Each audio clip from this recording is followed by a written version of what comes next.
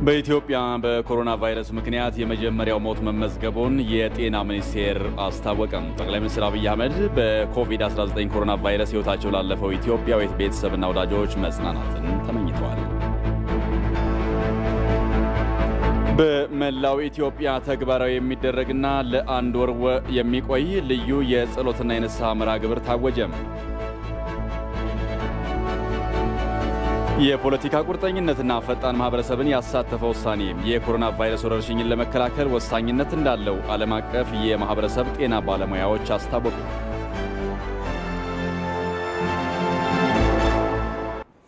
ጤና ይስጥልን የተከበራችሁ ተመልካቾቻችን፣ ከኢትዮጵያ ቴሌቪዥን የሰዓቱን ዜና ይዘን ቀርበናል። ከዜናዎቹ ጋር ጌታቸው ይግዘው ነኝ። በምልክት ቋንቋ ደግሞ እስከ ዳሪኩና አምላክ አብራን ትቆያለች። አብራችሁን ሆኖ ወደ ቀዳሚው ዜና አልፋለሁ። በኢትዮጵያም በኮሮና ቫይረስ ምክንያት የመጀመሪያው ሞት መመዝገቡንና ቫይረሱ የተገኘባቸው ሰዎች ቁጥርም በ5 በመጨመር 43 መድረሱን የጤና ሚኒስቴር ገለጸ። የጤና ሚኒስትር ዶክተር ሊያ ታደሰ ዛሬ ለኢዜአ በሰጡት መግለጫ መንግስት የኮሮና ቫይረስ ስርጭትን ለመግታት የሚቻለውን ሁሉ እያደረገ መሆኑን ገልጸዋል። ሀብታሙ ደባሱ የኮሮና ቫይረስ ስርጭትን ለመክታት ከውጭ የሚገቡ ሰዎችን በለይቶ ማቆያ ክትትል ማድረግ፣ የአውሮፕላን በረራ መዳረሻዎችን መቀነስና እንዲሁም የየብስ መግቢያዎችን እስከ መዝጋት የደረሰ እርምጃ መውሰዱን ጤና ሚኒስቴር አስታውቋል። ነገር ግን አሁንም በቫይረሱ የሚያዙ ሰዎች ቁጥር ከጊዜ ወደ ጊዜ እየጨመረ መምጣቱን የጤና ሚኒስትሯ ዶክተር ሊያ ታደሰ ተናግረዋል። በዛሬው ዕለትም ቀደም ሲል ቫይረሱ የተገኘባቸው የ60 ዓመት ሴት ህይወታቸው ማለፉን አስታውቋል። በዛሬው ዕለት የመጀመሪያው የኮሮና ቫይረስ ሞት በኢትዮጵያ መመዝገቡን ሲገልጽ እጅግ በሐዘን ነው። እኚህ በዛሬው ዕለት ህይወታቸው ያለፈው ግለሰብ የ60 ዓመት ሴት ሲሆኑ የፈረንሳይ ሀገር ጉዞ የነበራቸውና የኮቪድ-19 ህመም ስሜቶች በማሳየታቸው መጋቢት 19 በየካ ኮተቤ ሆስፒታል ገብተው ቫይረሱ እንዳለባቸው ከተረጋገጠ በኋላ የሕክምና ክትትል ሲያደርጉ ቆይተዋል። የነበራቸውም ሁኔታ በጥቂት ቀናት ውስጥ ስለተባባሰ መጋቢት 22 ላይ በጽኑ ህሙማን ክፍል የመተንፈሻ አካል ድጋፍ ወይም ቬንቲሌተር ላይ ተደርገው የሕክምና ክትትል ሲደረግላቸው ቢቆይም በዛሬው ዕለት ጠዋት መጋቢት 27 ህይወታቸው አልፏል። ዛሬ በ24 ሰዓት ውስጥ የ59 ሰዎች የላብራቶሪ ምርመራ መደረጉንና ከነዚህም ውስጥ 5ቱ ላይ ቫይረሱ መገኘቱን አውስተዋል። ይህም በሀገሪቱ በቫይረሱ የተያዙ ሰዎችን ቁጥር 43 አድርሶታል ብለዋል። ቫይረሱ ከተገኘባቸው መካከል 3ቱ ኢትዮጵያውያን ሲሆኑ 2ቱ ኤርትራዊና ሊቢያዊ ዜግነት ያላቸው መሆኑን ተገልጿል። ዶክተር ሊያ 4ቱ ወንድና አንዷ ሴት መሆናቸውን ጠቁመው ከአንድ የ30 ዓመት ዕድሜ ያለው ኢትዮጵያዊ በስተቀር 4ቱም የውጭ ጉዞ ታሪክ ያላቸው መሆኑን አስታውቀዋል። የቫይረሱ ስርጭት በዚህ ሁኔታ ውስጥ እያለ ህብረተሰቡ ግን አሁንም ተገቢውን ጥንቃቄ እያደረገ አለመሆኑን ተናግረዋል። በተለይም እንቅስቃሴዎችን በገበያ ቦታዎች፣ በእምነት ቦታዎች፣ ትራንስፖርት ቦታዎችና በርካታ በከተማው ሁኔታ ስናየው ዛሬም በሌሎች የደረሰው የበሽታ መስፋፋትና ሞት እዚህ አይደርስም የሚል እንደምታ ያለው እንቅስቃሴ እንደሆነ ያሳያል። ህብረተሰቡ ለተለያዩ ጉዳዮች በአንድ ቦታ መሰባሰብን በማስወገድ እጅን አዘውትሮ በመታጠብ በአካል ንክኪ የሚደረግ ሰላምታን በመተውና አካላዊ መራራቅን ተግባራዊ በማድረግ የቫይረሱን ስርጭት እንዲከላከል ጥሪ አቅርበዋል። የሚሰጡትን በርካታ ማሳሰቢያዎች በጤና ሚኒስቴር በመንግስት የሚወጡትን ማሳሰቢያዎችን በመተግበር ከምን ጊዜውም የበለጠ ጥንቃቄ በማድረግ ራሳችንን፣ ቤተሰባችንና ማህበረሰባችንን እንድንጠብቅ እያልኩ በዛሬው ዕለት ህይወታቸውን ስላጡት ሟች ቤተሰቦችና ወዳጆች በራሴና በጤና ሚኒስቴር በጠቅላላ በመንግስትም ስም መጽናናትን ከልብ እመኛለሁ። ከዚህም በተጨማሪ በሚኒስትሩ የሚሰጡ የባለሙያዎችን ምክር ህብረተሰቡ እንዲተገብርና የዜጎችን ጤንነት ለመጠበቅ ተባባሪ መሆን እንዳለበትም አሳስበዋል። ጠቅላይ ሚኒስትር አብይ አህመድ በኮቪድ-19 ኮሮና ቫይረስ ህይወታቸው ላለፈው ኢትዮጵያዊት ቤተሰብና ወዳጆች መጽናናትን ተመኝተዋል። ጠቅላይ ሚኒስትሩ ዜናውን የሰሙ ሁሉ እንዲረጋጉና የወጡትን መመሪያዎችና ምክሮች በጥብቅ እንዲከተሉ ማሳስበዋል። የሚገጥመንን ሁኔታ በጋራ ለማስተናገድ በምንዘጋጅበት በዚህ ጊዜ በእምነት ጸንተን ቫይረሱ በማህበረሰባችን መካከል እንዳይሰራጭ በትጋት ልንሰራ ያስፈልጋል ብለዋል ጠቅላይ ሚኒስትሩ። አካላዊ ርቀታችሁን ጠብቁ፣ እጆቻችሁን በሚገባ ታጠቡ፣ በምትችሉት መንገድ ሁሉ ለሌሎች ድጋፍ አድርጉ ሲሉም መልእክታቸውን ለዜጎች አስተላልፈዋል። ጠቅላይ ሚኒስትር አብይ አህመድ በኮሮና ቫይረስ ኮቪድ-19 ዙሪያ እየተወሰዱ ባሉ እርምጃዎች ከተፎካካሪ የፖለቲካ ፓርቲ መሪዎች ጋር በጽህፈት ቤታቸው ውይይት አድርገዋል። ጠቅላይ ሚኒስትሩ ከፖለቲካ ፓርቲ መሪዎቹ ጋር ለ2 ቀናት የሚያደርጉት ውይይት የመጀመሪያውን ዙር ውይይት ዛሬ አካሂደዋል። ኮቪድ-19 ኢትዮጵያ ላይ የሚያሳድረውን ተጽዕኖና መንግስት የሚወስዳቸውን ተጨማሪ እርምጃዎች አስመልክቶም የተደረገው ውይይትም ገንቢ እንደነበር አንስተዋል። አካላዊ ርቀትን ተግባራዊ ስለምናደርግ ሁሉንም የፖለቲካ ፓርቲዎች በአንድ ላይ ለማግኘት ስለማይቻል በአነስተኛ ቡድን ውይይቱ እንደሚደረግም ጭምር ገልጸዋል። በሁለተኛ ዙርና በቀጣይ ከተፎካካሪ የፖለቲካ ፓርቲ መሪዎቹ ጋር የምናካሄደው ውይይቶችም ተመሳሳይ ውጤት እንደሚያስገኙ ተስፋ አደርጋለሁ ሲሉ ጠቅላይ ሚኒስትሩ በፌስቡክ ገጻቸው ላይ አስፍረዋል።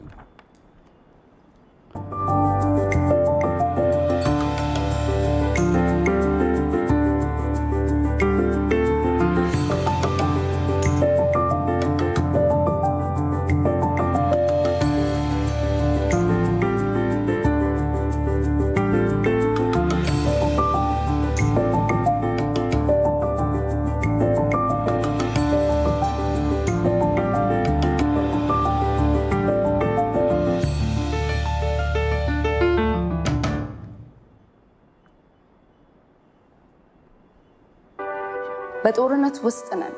ማሸነፍ ወይም መሸነፍ ምርጫው የኛ ነው። በቂ የሆነ ዝግጅት ሳናረግ ዘንግተን ተሸንፈን ይሆን? በማስተዋል ሊደረጉ የሚገባቸውን ነገሮች ረስተን ተዘናግተን ይሆን? አእምሯችንን አንቅተን ሊወረን የመጣውን ጠላት ለመመከት ተዘጋጅተን ይሆን? ከመሸነፍ ይልቅ ማሸነፍን መርጠን በታደለ አእምሮና ምሬት ራስን አልፎም ለወገን መድረስ ከመሸነፍ ማሸነፍን የማይመርጥ የለምና በአንድ ላይ ተግተን ጦርነቱን በድል እንወጣ። በአንድ ላይ ተግተን ጦርነቱን በድል እንወጣ። በአንድ ላይ ተግተን ጦርነቱን በድል እንወጣ። በአንድ ላይ ተግተን ጦርነቱን በድል እንወጣ።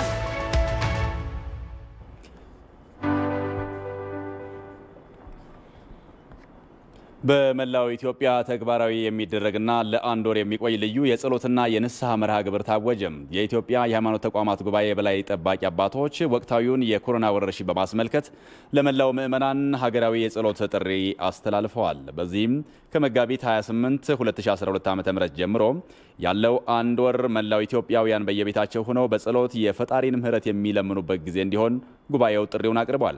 በዚሁም መሰረት በነገው ዕለት በ3 የተመረጡ ቦታዎች የጸሎት መርሃ ግብር የማስጀመሪያ ፕሮግራም ከምሽቱ 3 ሰዓት ጀምሮ የሃይማኖት አባቶችን ጨምሮ ከፍተኛ የመንግስት ኃላፊዎች በተገኙበት የሚከናወን ይሆናል።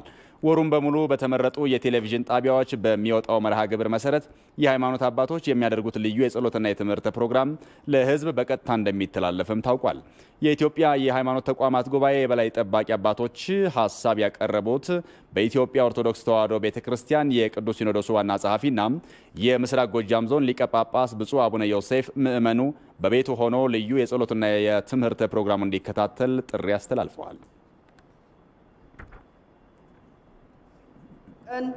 2012 ዓመተ ምህረት ጀምሮ በመላው ሀገራችን እንዲሁም በመላው ዓለም የሚኖሩ ኢትዮጵያውያንና ትውልደ ኢትዮጵያውያን በሙሉ ባሉበት ሁሉ እውነተኛ ንስሐ በማድረግ የፈጣሪን ረድኤትና ምሕረቱን ተግተው የሚጠይቁበት ጊዜ ይሆናል። በዚህ መሰረት የጸሎት ማስጀመሪያ መርሃ ግብር የሃይማኖት አባቶች፣ ከፍተኛ የመንግስት ኃላፊዎች በተገኙበት በሀገር አቀፍ ደረጃ በተመረጡ 3 ቦታዎች በተመረጡ ሚዲያዎች መጋቢት 28 ቀን 2012 ዓመተ ምህረት ከምሽቱ 3 ሰዓት ጀምሮ በቀጥታ ስርጭት ስለሚተላለፍ ፕሮግራሙን እንዲከታተሉ የኢትዮጵያ የሃይማኖት ተቋማት ጉባኤ የበላይ ጠባቂ አባቶች ጥሪያችንን እናስተላልፋለን። የኢትዮጵያ የሃይማኖት ተቋማት ጉባኤ ጠቅላይ ጸሐፊ ሊቀ ትጉሃን ቀሲስ ታጋይ ታደለ ምዕመኑ በቤቱ ሆኖ በንስሐ ወደ ፈጣሪው እንዲቀርብ መርሃ ግብሩ ትኩረት ማድረጉን ተናግረዋል።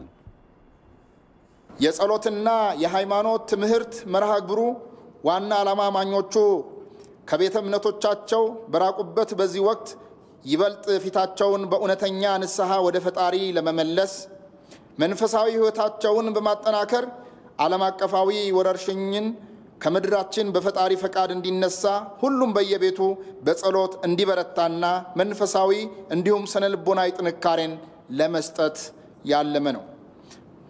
ይህ የመርሃ ግብር ዝርዝር ዓላማዎች የኮሮና ወረርሽኝ ባለበት እንዲገታ ፈጣሪን አብዝቶ የመለመን ልምድ እንዲጎለብት ማድረግ፣ የዓለም አቀፋዊ ወረርሽኝ ክስተት አስመልክቶ የሃይማኖታዊ አስተምሮን ግንዛቤ ለመፍጠር እና ለማጎልበት፣ ወረርሽኙ በተግባር እንደታየው ሁሉን የሰው ልጆች ያለምንም ልዩነት የሚያጠቃ በመሆኑ ስለ ሁሉም የሰው ልጆች በጋራ በመጸለይ ሰብአዊነትን ማሳየት እና የመረዳዳት የመደጋገፍ አስፈላጊነትና ምጽዋት ወይንም ሰዶቃን እንዲበዛ ማድረግ ነው። ከዚሁ ዜና ጋር በተያያዘ ለአንድ ወር በሚቆየው በዚህ መርሃ ግብር የጸሎትና የግንዛቤ ማስጨበጫ ትምህርት ይሰጣል። ለጊዜው በኢቲቪ በፋና ዋልታና አዲስ ቲቪ መርሃ ግብሩ ከምሽቱ 3 ሰዓት እስከ 4 ሰዓት ድረስ ይካሄዳል ተብሏል። ሪፖርተራችን አባዲ ወይናይ እንደዘገበው የኢትዮጵያ የሃይማኖት ተቋማት ጉባኤ የበላይ ጠባቂ አባቶች ምዕመኑ በንስሐና በመከባበር ወሩን እንዲያሳልፈው ጥሪ አቅርበዋል። ኢትዮጵያውያን ወደ እግዚአብሔር ከጮህን ወደ እግዚአብሔር ከጸለይን በየሃይማኖታችን ሆነን እግዚአብሔርን ከጠየን ከዚህ መከራ የማንወጣበት የማንተርፍበት የማንድንበት ምንም ምክንያት የለን። መመለስ አለብን። መሪውም ይመለስ፣ ተመሪውም ይመለስ፣ የሃይማኖት አባቶች ይጸጸቱ፣ እንጸጸት፣ ወጣቱ ይመለስ፣ ሴቱ ወንዱ ይመለስ። ፈጣሪ ጌታ ይሰማናል። እኛ ዱዓችን የማይሰማበት ምክንያት የለም። ተተመለስ። አላህ ሀገራችንን ሰላም ያርግልን እላለሁ። በጌታ ፊት ስንቀርብ ነው በንስሐ መንፈስ ምንም ሳንሸፋፍን በግልጽ በደላችንን ተናግረን የሱን ምህረት መለመን ያለብን። ስለዚህ በዚህ መንፈስ ሁላችን በየቤታችን ሆነን በዚህ በወር ውስጥ ተግተን እንድንጸልይ አደራ እላለሁ። እግዚአብሔር ባጭሩ ምህረት እንደሚያደርግ ብናውቅም ፍጹም የሆነውን ትህትናችንን እንደ ኢትዮጵያ ሕዝብ በእግዚአብሔር ፊት ለማሳየት አንድ ወር ብለን አውጀነዋልና ሕዝባችን ሕዝበ ምእመን ሁሉ በዚህ ጊዜ ይህንን የጸሎት ጥሪ የንስሐ ጥሪ ልብ ብሎ ትኩረት ሰጥቶ እንዲከታተለው ጥሪ ለማድረግ እንፈልጋለን። በየቤታችሁ እንድትሆኑ ስናደርግ በየቤታችሁ ወደ አምላካችሁ ወደ እግዚአብሔር እንድትጮሁ የእግዚአብሔርን ፊት እንድትፈልጉ በማሰብ እንደሆነ እንጂ አምልኮ አያስፈልግም የሚል እሳቤ እንዳይደለ እንድታስቡ ዛሬም እንደገና በድጋሜ ላሳስባችሁ ይወዳለሁ። አባሎቻችንም ሆነ ሞላ የሀገራችን ህዝቦች ከመጋቢት 28 ጀምሮ ከነገ ጀምሮ የሚካሄደው የአንድ ወር የጸሎት የጾምና የጸሎት ጊዜ ልዩ ጊዜ ነው። በአምላካችን ፊት በትህትና የምንቆይበት፣ ነገር ግን የምንጸልየውን ማስተዋል አለብን። ብዙ የዓለማችን ህዝብ እግዚአብሔርን ካለማወቅ የተነሳ በብዙ በደልና ኃጢአት ውስጥ እንደወደቀን ይታወቃል። አሁን ብዙዎች ይህን የንስሐ ዕድል አግኝተዋል። እግዚአብሔርን የሚፈልጉበት ጊዜ፣ ወደ እግዚአብሔር የሚጮሁበት ጊዜ፣ ተስፋ ባጡበት ሁኔታ ውስጥ አይኖቻቸውን ወደ እግዚአብሔር በማንሳት ተስፋ የሚያዩበት ወቅት ነው። ሆቴሎች በደንበኞቻቸው መካከል አካላዊ መቀራረብ እንዳይኖር የሚቀበሏቸውን እንግዶች አራርቀው ማስቀመጥ እንዳለባቸው የባህልና ቱሪዝም ሚኒስትር ዶክተር ሂሩት ካሳው አሳሰቡ። የባህልና ቱሪዝም ሚኒስቴር አመራሮች ከአዲስ አበባ ሆቴል ባለቤቶች ማህበር ጋር በመሆን በሆቴሎች ላይ ድንገተኛ ጉብኝትና ፍተሻ አካሂደዋል። ሪፖርተራችን ይመራደም እንደዘገበው በቦሌና ካዛንጀስ አካባቢ በሚገኙ ሆቴሎች ላይ የተካሄደው ድንገተኛ ጉብኝትና ፍተሻም ሆቴሎቹ የኮሮና ቫይረስ ወረርሽኝን ለመከላከል እያደረጉ ያለውን ጥንቃቄ ለመመልከት ያለመ ነው ተብሏል።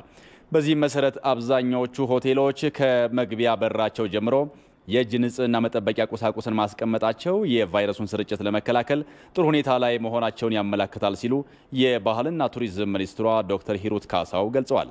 አብዛኞቹ ባር ያላቸው ሆቴሎች የዘጉ መሆናቸውንና አንዳንዶች ደግሞ ክፍት ቢሆኑም እንኳን ተገልጋይ ለመኖሩን የተመለከቱት ሚኒስትሯ ይህ የትዕዛዝን የማክበርና የመቀበል ጥሩ ሁኔታ እንደሆነም ጭምር ተናግረዋል። አገልግሎት የሚሰጡ የሆቴል አስተናጋጆችም ራሳቸውን ለመጠበቅ የሚያስችሉ የእጅ ጓንትና የአፍ መሸፈኛ ያደረጉ ቢሆኑም በአንዳንድ ሆቴሎች ግን ይህንን የማይጠቀሙ አስተናጋጆች መኖራቸውን የተናገሩት ሚኒስትሯ እንግዶችም ተቀራርበው የተቀመጡ በመሆኑ ሆቴሎች ይህንን ጉድለት ማስተካከል አለባቸው ሲሉ ተናግረዋል። አንድ ቦታ ላይ ይመስለኛል ያየነው እንግዶች ተቀራርበው የተቀመጡበት አይተናል። እንግዲህ ዋናው አንደኛው እሱ ነው። ማስተካከል የምንፈልገው የሚቀበሉትን እንግዳ አራርቀው ማስቀመጥ አለባቸው። ክፍሉ በጣም ባዶ ነው፣ ግን የተቀመጡት ሰዎች ተጠጋግተዋል። በሁሉም ከተሞች በሁሉም አካባቢ የወንበሮቹ ሴታፕ መጀመሪያ መስተካከል አለበት። በ2 ሜትር ርቆ መዘጋጀት አለበት። ስለዚህ እንግዶች ሲመጡ በተራራቀው ወንበር ስለሚቀመጡ የመቀራረብ ሁኔታ አይኖርም። መቀራረብ ቢኖር ቢፈልግ ደግሞ እንግዳው እንደማይችል ሆቴሎቻችን ማስገደድ ስራ ይሰራሉ ማለት ነው።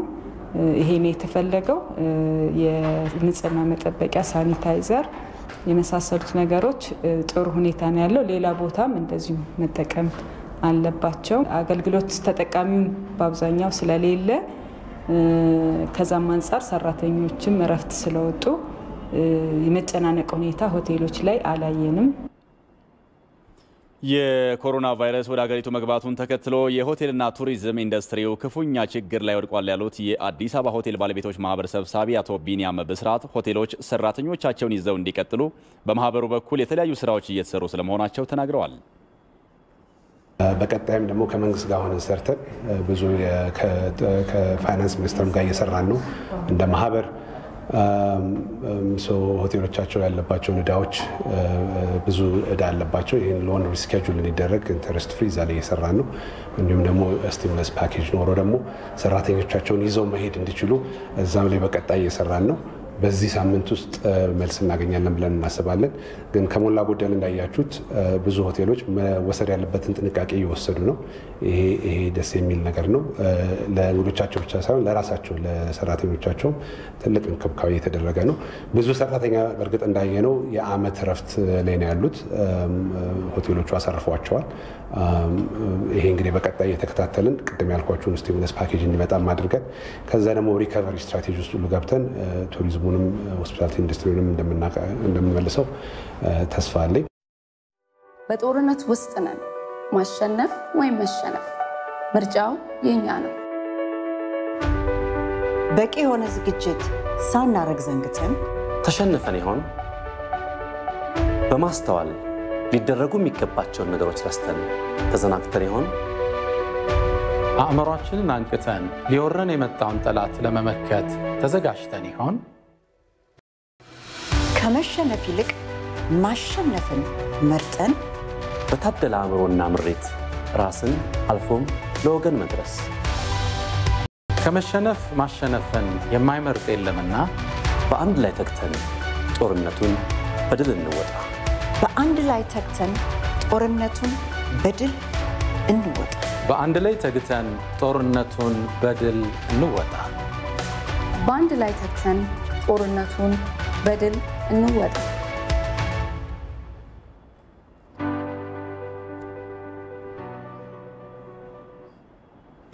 ከኮሮና ቫይረስ ጋር ተያይዞ የሰዎችን ንክኪ ለመቀነስ ዜጎች የተለያዩ አገልግሎቶችን ሊያገኙባቸው የሚችሉ መተግበሪያዎችን ይፋ ማድረጉን ኮሮና ቫይረስን ለመከላከል የተቋቋመው የቴክኒክ ኮሚቴ አስታወቀም። በውጭ ሀገራት የተሰሩ መተግበሪያዎች ከፍተኛ ወጪ የሚጠይቁ በመሆናቸውና የደህንነት ስጋትን ለመቀነስ ሲባል ሀገር በቀል የሆኑ መተግበሪያዎች በሀገር ውስጥ እየተሞከሩ መሆኑን የቴክኒክ ኮሚቴው ገልጿል። ሜሮን በረዳ በኢትዮጵያ የኮሮና ቫይረስ መግባቱን ተከትሎ የበሽታውን የስርጭት መጠን ለመቀነስ በሚኒስቴር መስሪያ ቤት ደረጃ ከተቋቋሙት ግብረ ኃይሎች አንዱ በሆነው የቴክኒክ ግብረ ኃይል አዲስ የዲጂታል ቴክኖሎጂ ይፋ ተደርጓል። ይህ የኮሮና ቫይረስ በኢኮኖሚያዊና በማህበረሰብ ላይ ጫና እንዳይፈጥር ታስቦ የተሰራው መተግበሪያ COVID-19.ኢቲ ከሚለው ለዜጎች ስለ ኮሮና ቫይረስ ትክክለኛ መረጃ እንዲያገኙ ከሚያስችለው የኢንተርኔት አገልግሎት ጀምሮ የመንግስት ስብሰባዎችም ተሰብሳቢዎች በያሉበት ሆነው ስብሰባቸውን እንዲያከናውኑ የሚያስችሉ መተግበሪያዎችን የያዘ ነው። መንግስትም ከዜጎች የሚያገኛቸው ሰርቪሶችን ባለበት ሆኖ ማግኘት የሚያስችሉ ስራዎችን የመስራት ነው። ክፍያዎች በተለይ በአካል ሳይሄድ ባለበት ሆኖ ሞባይል የሚጠቀም ሞባይል ባንኪንግ ተጠቅሞ ትራንስፈር የሚያደርግበት። ሌላኛው የመንግስት ግንኙነት ኦንላይን እንዲሆንም ተደርገዋል። ይህም የተለያዩ ቴክኖሎጂዎች ተመርጠው ወደ ስራ ገብተዋል። ይህ ከመረጃ ማግኛዎች አንዱ በሆነው የኮቪድ-19.ኢቲ አገልግሎት ማህበረሰቡ የኮሮና ቫይረስን በተመለከተ መረጃ ለማግኘትና መረጃ ለመስጠት የሚያስችልም ጭምር ነው ተብሏል። ማህበረሰቡ at any point of time ስሜቱ አለኝ ብሎ ሲያስብ እነዚህን ፎርሞች ዳውንሎድ አድርጎ ሞልቶ አስገብቶ ከዛ በኋላ ይህንን ጉዳይ የሚመሩት አካላት ሪስፖንስ ቲም የምንለው አስፈላጊውን ክትትል የሚያደርግበት ሙሉ ስርዓቶችን የያዘ ነው። በሌላ በኩል ዜጎች ከቤታቸው ሳይወጡ አገልግሎት ማግኘት እንዲችሉ ያስችላል የተባለው መተግበሪያም በ34 ተቋማት 152 ግልጋሎቶችን ደንበኞች እንዲያገኙ የሚያስችልም ነው ተብሏል። የመንግስት አገልግሎቶችን ለማግኘት እንዲቻል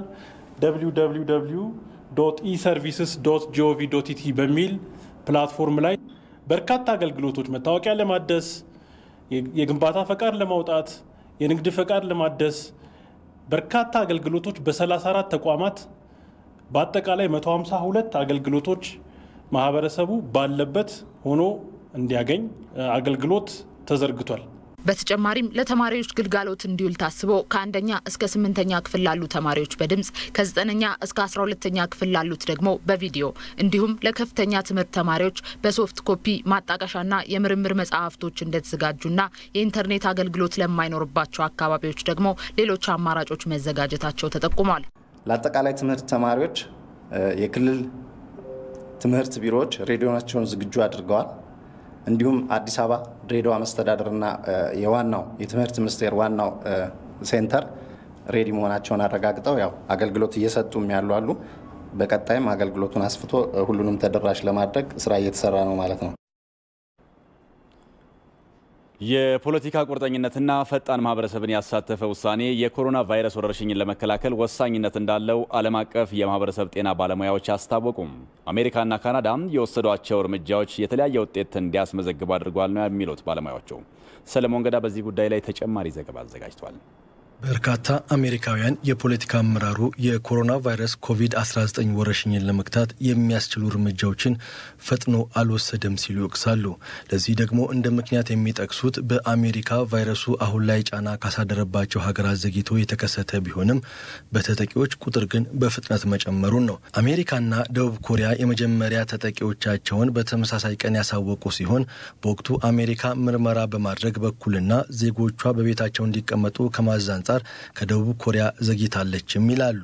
ይልቁንም የፖለቲካ መሪዎች ውድና አስፈላጊ በሆኑ የሕክምና ግብዓቶችን ለመቆጣጠር ሲፎካከሩ እንደነበርም እንደ ምክንያትነት ያነሳሉ። የትኛውም ሀገር እየተከተለ ያለው የመከላከል ስልት ፍጹም ተብሎ የሚጠራ አለመሆኑ እንዲሁም ሁሉም የራሱ የሕክምና ግብዓት እጥረት ቢኖርበትም በተነጻጻሪ መንገድ በፖለቲካ ቁርጠኝነትና ፈጥኖ ወደ እርምጃ በመግባት አንጻር ልዩነቶች መኖራቸው ይነገራል። እነዚህ ልዩነቶች ደግሞ በሕይወትና በሞት መካከል ያለውን ቀጭን መስመር ማስፋትና ማጥበብ የሚያስችሉ ብሎም የሚወስኑ ናቸው። የሚያደምጥና ግብረ ገብ ያለው ብሎም መመሪያና ትዕዛዝ የሚቀበል ህዝብ መኖሩ የግድ መሆኑ ሳይዘነጋም በአሜሪካና በጎረቤቷ ካናዳ መካከል ያለው ልዩነት አሁናዊ መሰረቱ ከዚህ መነጫልም ነው የሚለው የግሎባል ኒውስ ዘገባም። ካናዳ ድንበሯን የዘጋች ሲሆን ለሳምንታት የአሜሪካ ፕሬዝደንት ዶናልድ ትራምፕ ሊከተል የሚችለውን ስጋት ዝቅ አድርገው ሲመለከቱ ነበርም ነው የሚባለው።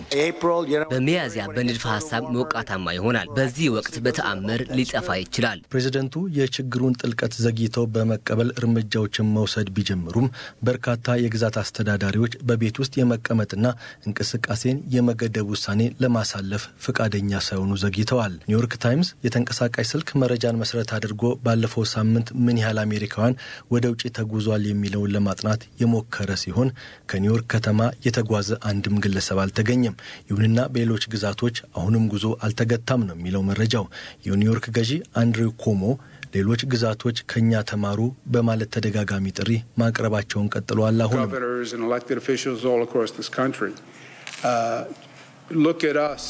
እኛን ዛሬ ተመልከቱን፣ ነገ ደግሞ ራሳችሁን ተመልከቱ። በአሜሪካ በፖለቲከኞችና በጤና ከፍተኛ ባለሙያዎች መካከል ያለው የሀሳብ ልዩነትም ጎልቶ ታይቷል። ዋይት ሀውስ በሚያዝያ አጋማሽ ወረርሽኙ ያከትማል ሲል ከፍተኛ የጤና ባለሙያዎች ከትንባያ ይልቅ ተጨባጭ መፍትሄ ላይ ማተኮርን መርጠዋል። በካናዳ ፖለቲከኞቹ የከፍተኛ የጤና ባለሙያዎችን ሀሳብ በመከተል ውሳኔዎችን ማሳለፍን መርጠዋል። ባለሙያዎቹ የካናዳ የወረርሽኝ ፖሊሲ ድምፅ በመሆን አስተዋጽኦ እያበረከቱም ነው ይላሉ። ዶክተር ኢሳ ቦጋጅ የተላላፊ በሽታዎች ስፔሻሊስት ናቸው። የፌዴራልና የክልል መንግስታት በመከላከል ስራ ውስጥ አቅምን በማጠናከር ቁልፍ ተግባር አከናውነዋል። ከአሜሪካ አንጻር ስናወዳድረው ሁሉም በተቻለ አቅም ጥረት ላይ ቢሆንም ጥረቱ የተጀመረበት ጊዜ፣ የሚመራበት ፍጥነትና መንገድ እንዲሁም የማህበረሰብ ተሳትፎ ወሳኝነታቸው ጉልህ መሆኑንም ስፔሻሊስቱ አስገንዝበዋል። ዜናው በቀጥታ የተላለፈ የሚገኘው ከኢትዮጵያ ቴሌቪዥን ነው። ከኮሮና ቫይረስ ስርጭት መረጃ ወጣ ወዳለ አብይ ርዕሰ አገራዊ ጉዳይ እናልፋለን። አባይ የናይል ተፋሰስ ሀገራት ተፋሰሱን የመቀየር ከፍተኛ አቅም ያላቸው በመሆኑ በተፋሰሱ ጉዳይ በትብብር ሊሰሩ እንደሚገባ ምሁራን ገለጹ። ለዚህም የሚያግዘው የናይል የትብብር የስምምነት ማዕቀፍ ጸድቆ ወደ ተግባር እንዲገባ ሊሰሩ ይገባል ተብሏል። ከኢዜአ ጋር ቆይታ የነበራቸው ምሁራን ናቸው ያሉት። ዛማኑኤል መንግስቱ የታላቁ የኢትዮጵያ የህዳሴ ግድብ ግንባታ የተጀመረበትን 9ኛ ዓመት በማስመልከት ኢዜአ በታላቁ የህዳሴ ግድብ የሶስትዮሽ ድርድር ላይ የተደረገ የውይይት መድረክ አካሂዷል። በመድረኩ የታላቁ ህዳሴ ግድብ ለኢትዮጵያ የህልውና ጉዳይ ነው ያሉት የውይይቱ ተሳታፊ የሆኑት በውጭ ጉዳይ ሚኒስቴር የታላቁ ህዳሴ ግድብ የኢትዮጵያ ድርድር ቡድን አባል አቶ ዘሪሁን አበበ ግድቡ ሀገሪቱ ከድህነት ለመውጣት ለዘረጋችው የዘላቂ ልማት ህዝብ አለን፣ ወጣት ህዝብ አለን፣ ስራ መፍጠር አለብን። የኃይል አቅርቦታችን እጅግ በከፍተኛ ደረጃ ከፍላጎቱ ጋር የተጣጣመ አይደለም። ፍላጎታችን ከፍተኛ ነው፣ ወደ 32% በየአመቱ ያድጋል። አቅርቦታችን ግን ዜሮ ነው። ኢኮኖሚውን ለመቀየር እድገቱን ለማስቀጠል የኤነርጂ ምንጭ ወሳኝ ነው። እኛ ደግሞ በተፈጥሮ ያለን የአባይ ወንዝ በተለይ ከፍተኛ የኃይል እምቅ አለው። የአባይ ውስጥ እና የባሮ አኮቦ ውስጥ ያለውን አባይ ነው በአብዛኛው ያለው ኤነርጂ ወደ 60,000 ጊጋዋት አወር ፐር ይር ወደ ነዳጅ በበርሜል ቢቀየር በቀን 1 ሚሊዮን በርሜል ማመንጨት ይችላል።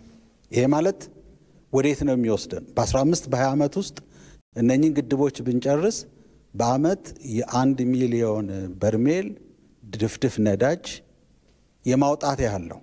እንግዲህ ይሄ ኤነርጂ ልናመነጭበት እንችላለን፣ ልንሸጠው እንችላለን። ትልቅ ሀብታ ጠቀም አለብን። ዙሪያ በግብጽ የሚነሱ ጥያቄዎች መነሳት የሌለባቸው የኢትዮጵያንና የሌሎችን የተፋሰሱን ሀገራት ፍትሃዊ ተጠቃሚነት ያላማከሉ በመሆናቸው ተቀባይነት አያገኙም የሚሉት የውይይቱ ተሳታፊዎች ተፋሰሱ የትብብር መሰረት አለመሆኑን ካለማወቅ የሚነሱ ኢፍትሃዊ ጥያቄዎች ናቸውም ብለዋል። ከላይኞቹ ሀገሮች ለመስኖ ሲጠቀሙ ወይም ውሃ ሲሞሉ ውሃችን ይቀንስብናል። ውሃችን ከቀነሰ እኛ ያለማን ያለ እርሻ መሬታችን ይቀንስብናል። ወደፊትም ስጋት ይፈጥርብናል። ይሄ ኢኮኖሚ ካደጉ ወደ መስሩም ወደ ሌላ ስለሚሄዱ ችግር ያመጣብናል በማለት የኛን ፍትሃዊ ተጠቃሚነትን በውል ከቃላቶቹ ውጪ ባለመገንዘብ የመጣ ግጭት ነው ወይንም ክርክር ሙግት ነው። እነዚህ ሀገራት በጋራ ቢመጡ በጋራ እስከሰሩ ድረስ የወንዙን ደህንነት በመጠበቅ ጤንነቱን በመጠበቅ ውሃ መጨመር ይቻላል። ፓዩን ወይም ደግሞ ኬኩን በመጨመር የምንበላውን ነገር የምንቋደሰውን ነገር መጨመር እንችላለን ማለት ነው። ስለዚህ የትብብር መሰረት ነው ማለት ነው። እንደ ምክር ሀሳብም የውይይቱ ተሳታፊዎች የናይል የትብብር ማዕቀፍ ጸድቆ ወደ ተግባር ለመግባት የሁሉም የተፋሰስ ሀገራቱ ቁርጠኝነትን ወሳኝ በመሆኑ ወደዛ ለመግባት ትብብርን ማሳየት ይገባቸዋልም ብለዋል። ይሄ ፖለቲካውን ፍትጊያው ምንተውና ትኩረት በሚያስፈልገው ነገር ላይ ትኩረት እናደርግ። ሶስቱ ሀገራት አሉ እንደ 11 ሀገር ተፋሰሱን መቀየር የሚያስችል አቅም ያለን ሀገራት ነን። ተባብረን እንስራ ነው። ከዚህ አንጻር የናይል የትብብር ስምምነት ማዕቀፍ ጸድቆ ቶሎ ወደ ስራ መግባት አለበት። የናይል ሪቨር ቤዚን ኮሚሽን መቋቋም አለበት። ያ ሲሆን ሀገራቱ የሚመኙትን የሚያልሙትን ልማት ማረጋገጥ ይቻላል በጋራ። ወደ ስፖርታዊ መረጃዎች እናልፋለን። ስፖርታዊ መረጃዎችን የሚያቀርብልን በረከት አለባቸው ደግሞ እዚህ ስቱዲዮ እየጠበቀን ነው። በረከት እንደምናመሸ ጌታቸው። ወደ መረጃው እንደ አመሰግናለሁ።